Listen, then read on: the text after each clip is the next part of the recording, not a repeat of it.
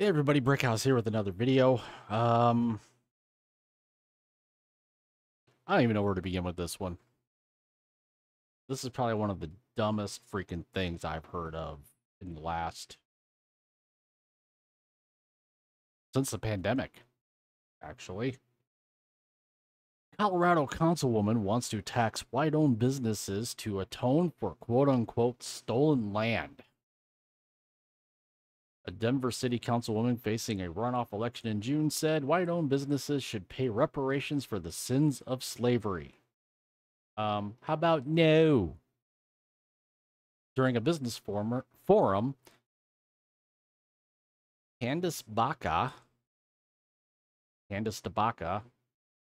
a Democrat socialist, oh, no surprise there, said the race-based tax could be levied by the business improvement districts as first reported by 9 News.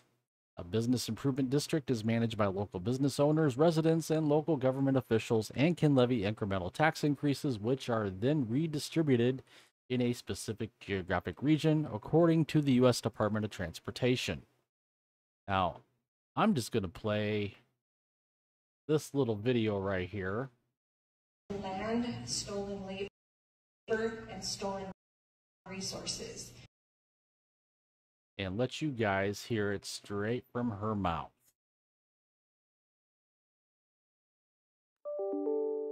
Capitalism was built on stolen land, stolen labor, and stolen resources.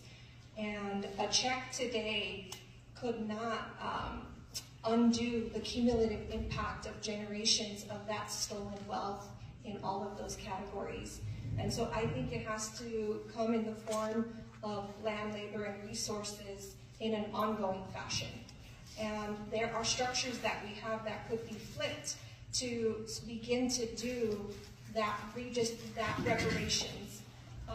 In fact, my opponent here mentioned 5 Points and the corridor and what has happened to our businesses there. Part of what has catalyzed that exponential decimation of Black businesses is the 5 Points bid, the Business Improvement District, which further steals from the community through taxation. And I think there's a model that could be redistributed. Instead of a bid collecting extra taxation from the Black and brown businesses that are struggling, you could be collecting those extra taxes from white-led businesses all over the city and redistributing them to Black and brown owned businesses who are not part of the bid or who are simply just Black or brown owned. And that's one way to give back in the business form fashion.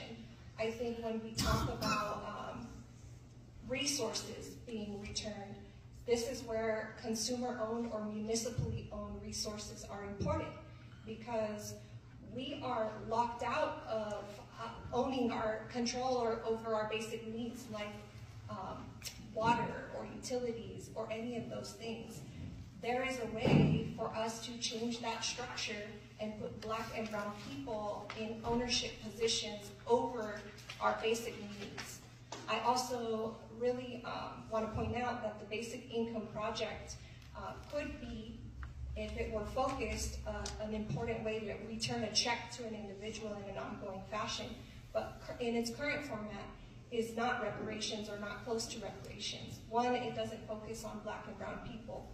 Two, what they are experimenting with is unhoused people, and it's not a livable or prosperous wage, it is a welfare wage. And we know how that has worked. Those types of checks have not served us well, and we need to go far beyond welfare wages and go to prosperous wages, because we don't want to just survive anymore, and reparations goal should not be survival, it should be repairing the harm, which is this entire economy. Thank you. Wow. So there you have it. Redistribution based on race.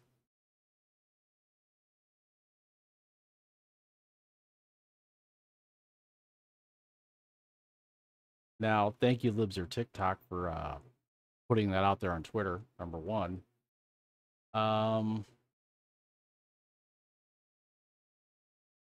Footage of Dabaka became viral after being picked up by the Libs of TikTok page, garnering the video more than 4 million views. Critics have said this proposal is going too far. You think? I mean, look what they're doing out in San Francisco right now, talking about reparations. I think to the tune of like $1.2 million for each black person in the state of California.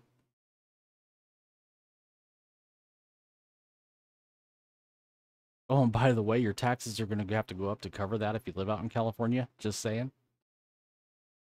This is the third time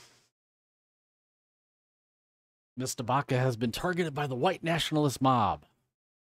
And this is part of a concerted playbook to harass, intimidate, and silence progressives, in particular marginalized communities, Dabaka's office said in a written statement. So now that she's put out this wild idea of taxing basically white people and spreading that money to people of color, she's going to play the victim. Because only white nationalists and white supremacists are targeting me now. I'm the victim here.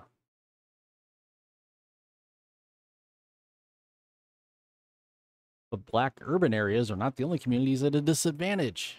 The Appalachian Regional Commission considered 38.6 Appalachia counties, a predominant white population, to be economically distressed. So what about those people? They get reparations too? These disadvantages include greater geographic isolation, less public transportation, and fewer health screenings and physicians available, as reported in a National Library of Medicine paper. Dabaka attributes her idea to the San Francisco Legacy Business Program. Since 2015, the program has redistributed funds to underserved communities, but the funding does not come from taxing only white businesses. Like I just said, they are currently talking about reparations out in California. And now this lady here wants to do it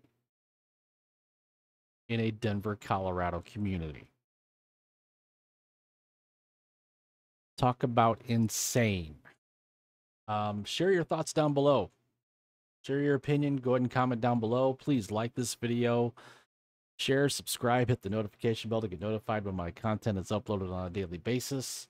And as always, I thank you for watching. Thank you for tuning in. And we will see you guys in the next video.